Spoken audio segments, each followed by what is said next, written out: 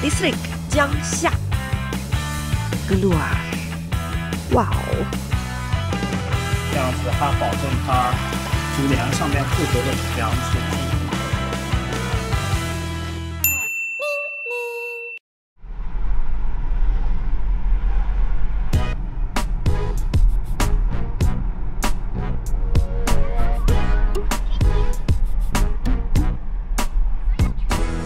Halo guys, welcome to my channel. Saya Nining, asli Beijing, Tiongkok. Hari ini saya melanjutkan perjalanan saya di kota Wuhan, Provinsi Hubei. Nah, sekarang saya sudah meninggalkan pusat kota Wuhan menuju ke satu distrik di bawah kota Wuhan. Dia arahnya di sebelah selatan dari pusat kota Wuhan. Nah, di sini namanya distrik Jiangxia. Ya, Jiangxia. Nah, sekarang saya lagi di depan hotel saya di sini.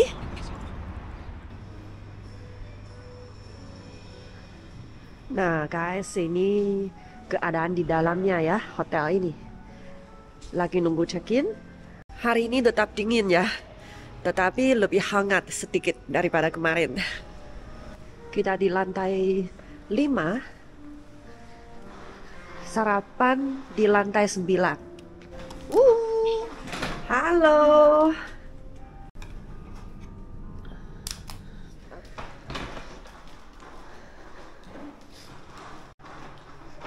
Kok, wah, fitness. Ih, bagus.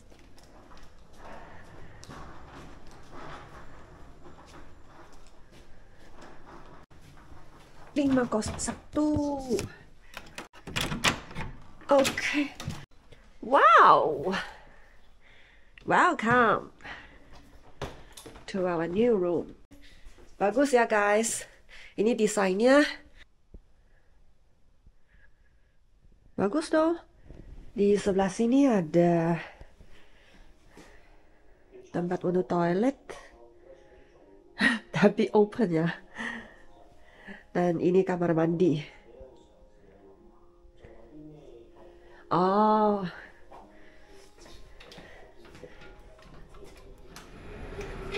Ini ada pintunya, bukan open, jadi bisa ditutup. Ditutup di sini, sebelah sini ada satu pintu. Juga bisa ditutup ya. 340 RMB. Masih oke. Sebentar lagi kita akan mengunjungi beberapa tempat yang punya warisan budaya. Ikutin ini, jalan-jalan dan lihat-lihat ke sana. Hai, di mana ada lapangan? Di mana ada ibu-ibu yang menari. Itu adalah ciri khas di Tiongkok. Ibu-ibu yang sudah pensiun, mereka lebih suka berkumpul bersama-sama untuk menari. Itu adalah aktivitas massa. Nah, sekarang ini Nining lagi berada di satu taman umum. Namanya Taman Tan Xin Pei. Tan Xin Pei adalah nama orang. Siapa dia? Dia adalah seorang pemain atau artis opera Peking yang sangat terkenal. Tapi meskipun opera Peking, tetapi kampung halamannya Bapak Tan Xin Pei, dia bukan di Beijing. Dia dilahirkan di sini, distrik Jiangxia, di bawah kota Wuhan, Provinsi Hubei, Tiongkok. Nah, dulu ya, pada zaman itu, nama distrik Jiangxia masih bukan Jiangxia. Waktu itu di sini adalah Wuchang. Inilah pemandangan di dalam taman ini. Nah, di perairannya ditanam banyak bunga teratai. Sekarang ini masih belum sampai musimnya. Biasanya musim panas, persisnya Juli. Dia akan berbunga. Bunganya akan mekar. Wah, jadi bisa bayangkan di seluas ini semuanya warna pink ya. Itu warna bunga teratai. Wah, cantik sekali pasti.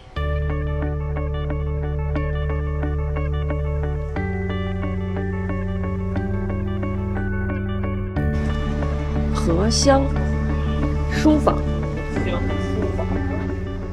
Ya, satu toko buku atau perpustakaan.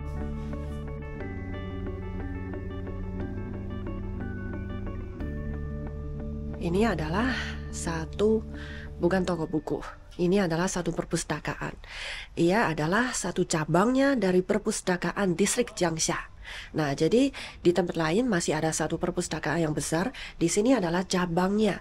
Orang yang mau bersantai-santai di sini, kalau rasanya bosan, bisa pinjam buku dari sini. Dan kalau orang yang tinggal di dekat sini ya, mereka juga bisa pinjam dan kembalikan buku dari sini. Wah, orang di sini ya, di Wuhan ya, memang sangat mementingkan belajar atau kesastraan ya. Mereka memang sangat mementingkan ini. Jadi di mana-mana ada toko buku, perpustakaan dan lain sebagainya. Di sini masih ada yang mengambil foto wedding. Foto weddingnya pakai bajunya bukan baju dinasti apa, tetapi ini adalah baju atau busananya Opera Peking. Menarik. Satu objek wisata yang paling penting di daerah ini adalah satu pentas untuk Opera Peking. Namanya Tan Xinpei Xilou, adalah pentas Opera Peking Tan Xinpei. Nah, Tan Xinpei, tadi saya sudah perkenalan. Dia adalah seorang pemain atau artis Opera Peking yang sangat terkenal. Di sebelah sini ada penjelasannya. Ini adalah Bapak Tan Xinpei fotonya. Ini adalah istrinya. Dan ini adalah generasi muda dari keluarganya, mungkin anaknya ya, Tan Xiaopei bersama istrinya. Sebelah sini adalah generasi yang lebih muda lagi sampai zaman sekarang. Nah, ini adalah yang generasi yang muda. Kalau berbicara tentang Opera Peking ya, pasti ada beberapa jenis peranannya. Misalnya ada yang lelaki lebih tua, lelaki lebih muda, atau perempuan tua, perempuan muda. Ada yang bisa main silat, ada yang hanya nyanyian saja. Itu adalah beberapa jenis atau peranannya. Dan kalau misalnya Bapak ini, Bapak Tan, dia memainkan lelaki yang lebih tua, tetapi juga ada beberapa aliran. Misalnya dia sendiri, dia membuka satu aliran namanya Tan Pai, ya, aliran Tan. Dia juga merupakan aliran yang pertama. Jadi kemudian ada beberapa aliran yang lain, ada yang berubah dari aliran Tan. Ya, jadi ini adalah sumbernya atau yang pertama.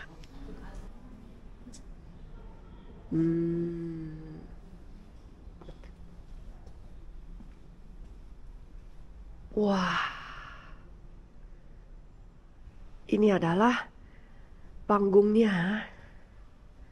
Biasanya penonton duduk di sini sambil makan makanan kecil sambil mendengarkan Opera Peking. Tetapi sayang sekali ya, sekarang ini tidak ada pertunjukan. Kami naik ya. Ini adalah pertama kali Nini naik panggung Opera Peking. Wah, rasanya gimana kalau melakukan pertunjukan dari sini, dari sudut ini?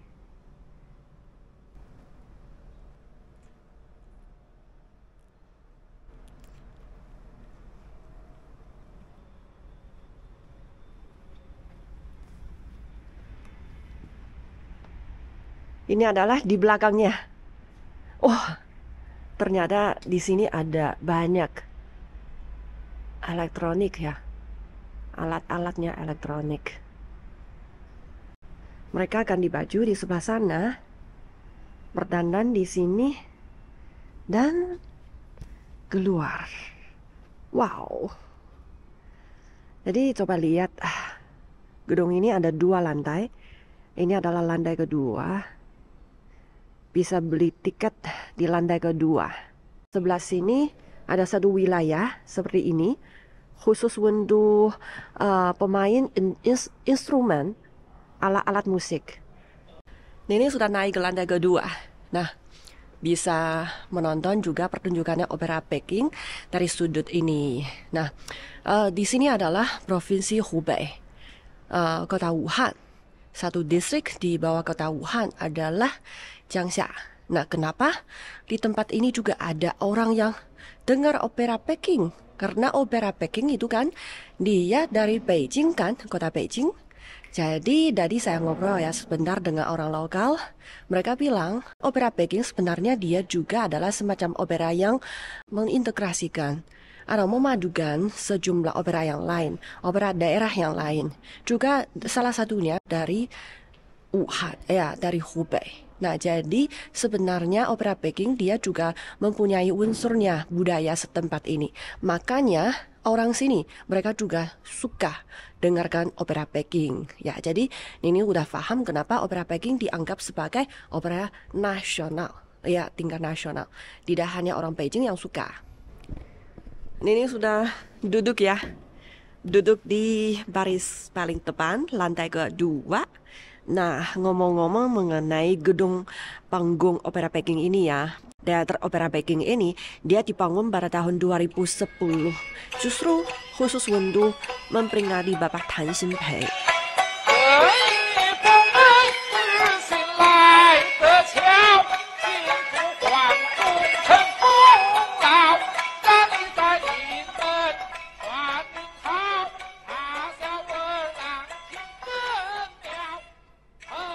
Berdiri di sini mengingatkan saya pada kenangan saya waktu di Jakarta ya. Waktu saya tinggal di sana sekitar tahun 2014, ada seorang teman mengundang saya menonton satu pertunjukan di pusat kota Jakarta. Di sana ada satu teater. Waktu saya memasukinya, wah saya merasa mirip sekali ya dengan yang di sini. Cuman lukisannya beda. Jadi waktu saya duduk di sana, itu operanya atau teater yang dipertunjukkannya dalam bahasa Jawa. Sebenarnya Nining tidak ngerti ya, tetapi saya melihat pertunjukannya itu adalah pengalaman yang sangat mengesankan bagi saya. Ada orang yang menilai aliran Tan bisa berlangsung selama 100 tahun lebih. Prestasi keseniannya bisa dibandingkan dengan siapa?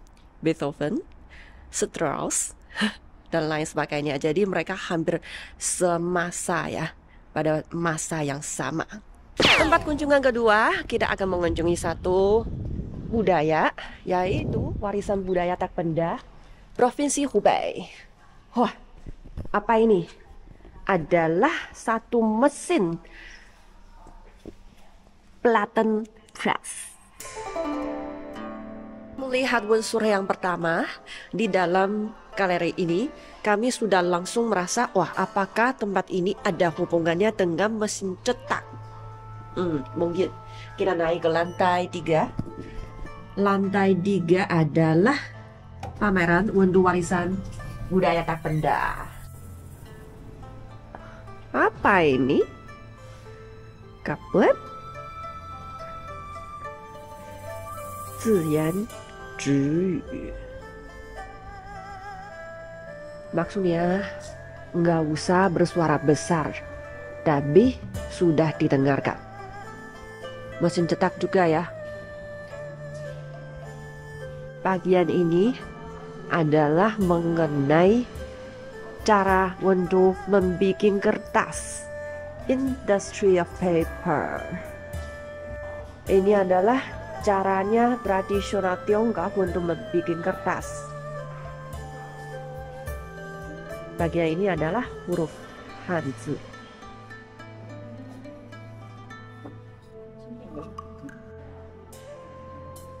Bagian ini adalah cara cetak tradisional Tiongkok. Mungkin Anda juga tahu ya, di zaman kuno di Tiongkok ada 4 penemuan sangat luar biasa, sangat paling terkenal. Salah satunya cara membuat kertas, dan keduanya adalah cara cetak. Karena huruf Mandarin itu agak susah ya, satu huruf yang segi 4 itu sangat susah untuk dicetak.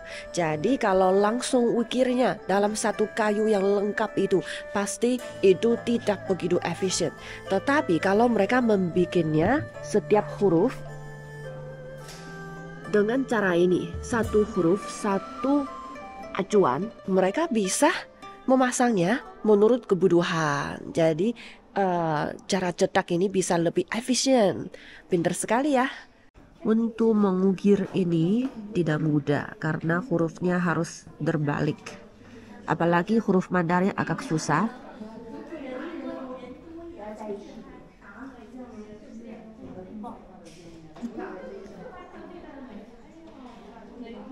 Di sini dibuka satu studio. Ada banyak gadis lagi belajar bagaimana menulis gambarnya kipas.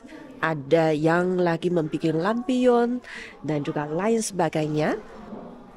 Aku lagi bergerak ya. Gambarnya di sana juga ikut saya bergerak. Wah!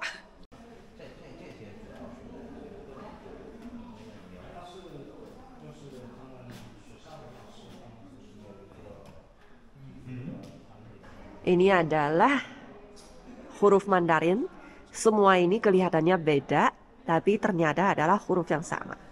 Cuman bentuk hurufnya beda. Dan dari zaman yang berbeda juga. Bisa coba melihat ke bawahnya. Bisa tebak apa ini? Sekarang dia ditulis seperti ini. Ma, kuda. Iya. Apakah dulu awal dia memang seperti seekor kuda? Jadi berubah menjadi sekarang ini kuda, ma.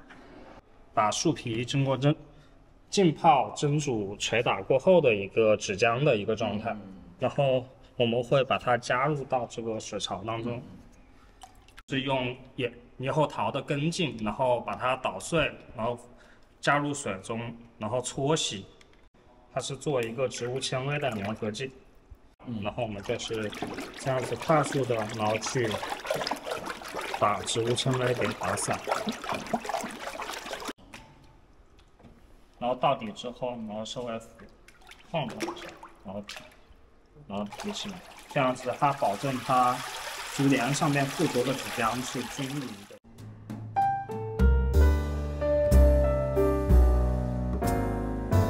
Ini adalah kertas kerajinan tangan dan ting ting ting ting. Ini adalah lampion. Ini yang terbuat di sini dengan kertasnya khas di sini dan juga ada hurufnya. Hurufnya adalah dengan cara cetak. Puisinya, puisi dinasti Tang. Halo teman-teman, sekarang ini Ningning sudah pindah tempatnya ya. Sekarang Ningning lagi di depan satu pabrik yang semua orang lokal, ya maksudnya orang Wuhan ya, tahu pabrik ini.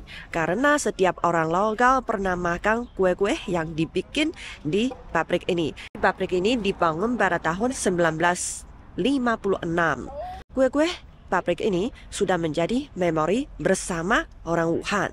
Jadi mereknya apa? Namanya apa? Yangzi Jiang. Dalam bahasa Indonesia adalah Sungai Yangtze. Sekarang ini ya, merek ini sudah menjadi warisan budaya. Nah, makanya di sini dibangun satu taman warisan budaya.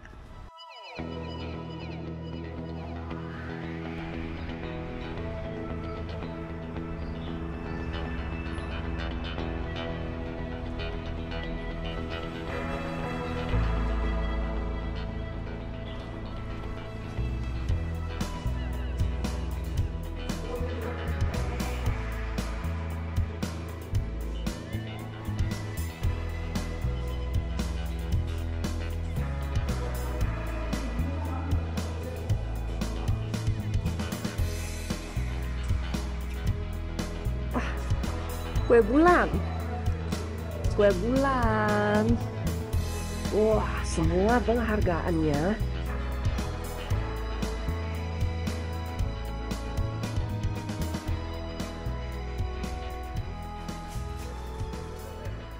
Tadi Nini bilang pabrik ini didirikan pada tahun 1956. Tapi sesudah saya membaca sejarahnya, ternyata pada tahun 1938 sudah ada. Tetapi waktu itu adalah satu studio saja, yang kecil saja, yang swasta. Kemudian sampai tahun 1956, ini dijadikan sebagai BUMN. Nah, jadi pabrik ini ya, pabrik sekarang ini berdiri sejak itu. Kemudian katanya sampai tahun 1990-an, pabrik ini tidak BUMN lagi. Mereka juga sendiri mengusahakan bisnis sendiri. Nah, jadi berubah sifatnya lagi.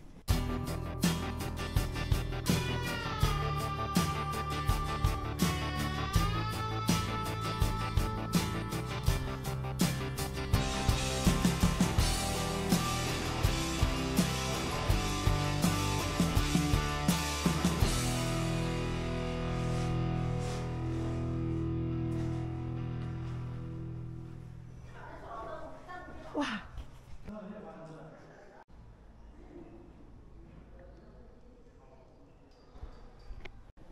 ini adalah satu wilayah pameran kebudayaan pernikahan tradisional Tiongkok.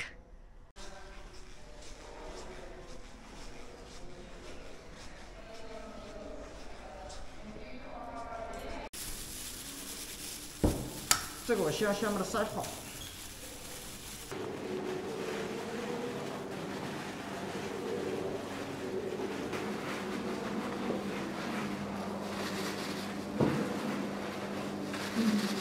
因为这是一个湖北的一个特色产品，就是一个绿豆糕，制作的它是这样啊。然后第一步要手，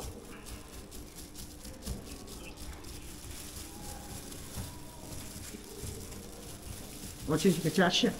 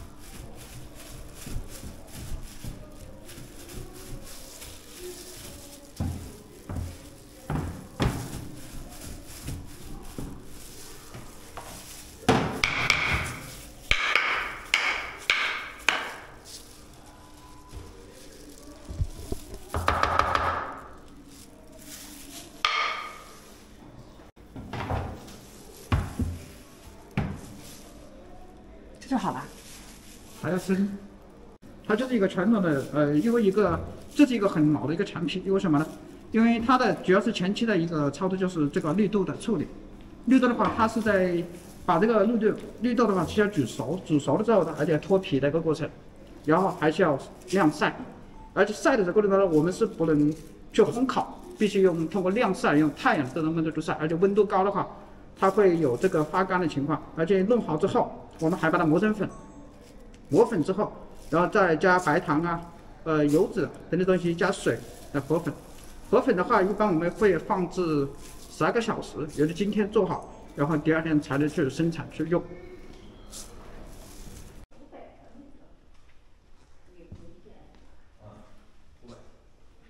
Teman-teman, ini adalah kue yang tadi dibikin. Coba lihat, ini sudah di steam ya. Sekarang ini sudah masak, boleh dimakan. Coba saya mencicipinya.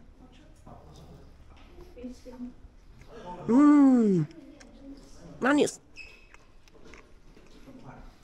Isinya kacang merah, kulitnya kacang hijau.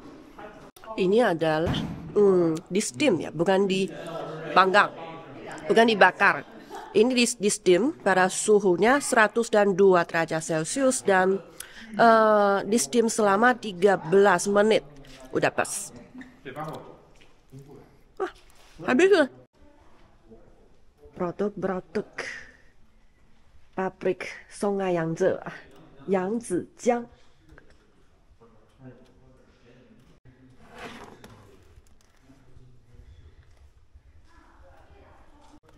Seperti ini ya, satu box 19,8 yuan.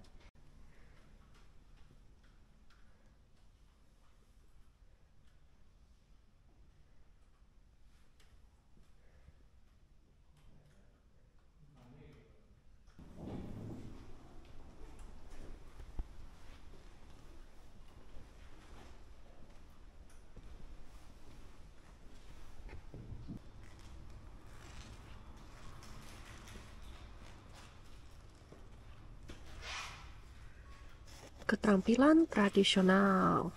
Diajak mencicipi satu kue lagi. Kue ini agak crispy. Ada wijen.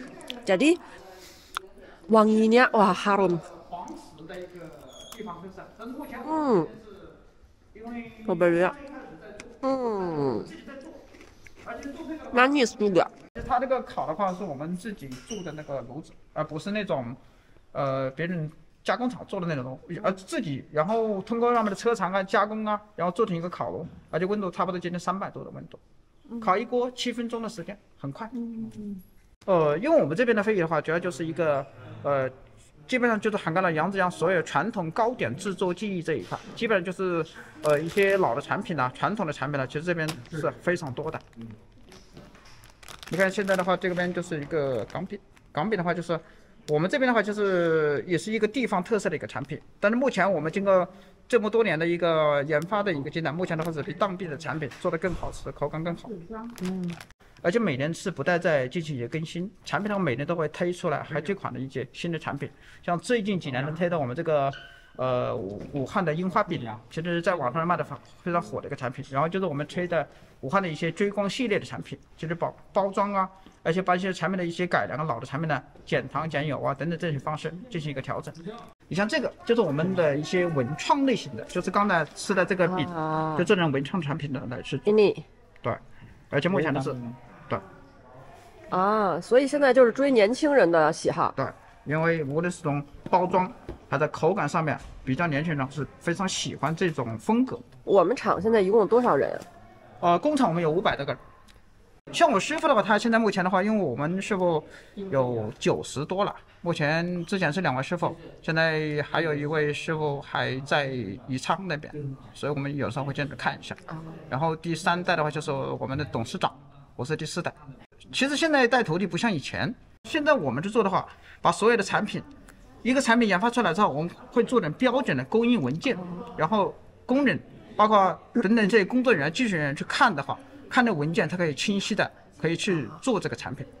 咱们这边年轻的工人多吗？比例？比较多，很多。这个它比较麻烦，因为它这个皮是2层的，里面是一个白色的皮，面上是一个绿色的皮，而且里面的馅料是通过有奶酪啊，然后一些玫瑰花啦等等这些蓝莓啊这些东西加在里面去，所以口感是非常好的。而且很好看。对，女孩子会很喜欢。对，不错。Coba lihat, limited. Ini adalah kue terbuat dari bunga sakura. Karena di kota Wuhan ada banyak bunga sakura, khususnya di Universitas Wuhan. Nah, ini adalah sangat viral ya di internet. Di Tiongkok ini juga ada banyak selebritis penjual. Salah satunya adalah Li Jiaqi, sangat terkenal. Jadi katanya suatu kali ya di live streamingnya penjualan hanya 20 detik saja langsung laris manis 40.000 kotak. Hai teman-teman, sekarang sudah malam, sudah selesai kunjungan saya di distrik Jiangxia ya hari ini. Nah sekarang jamnya untuk makan malam. Makan malam di restoran ini. Ini adalah satu masakan dari kota Enshi, juga di provinsi Hubei. Nah, jadi katanya ya, masakan ini berciri khas. Jadi cara memasaknya berciri khas. Tapi Ningning rahasiakan karena Ningning nggak mau syuting. Karena hari ini kalau makannya ramai-ramai banyak orang, jadi nggak enak di syuting. See you tomorrow, bye-bye.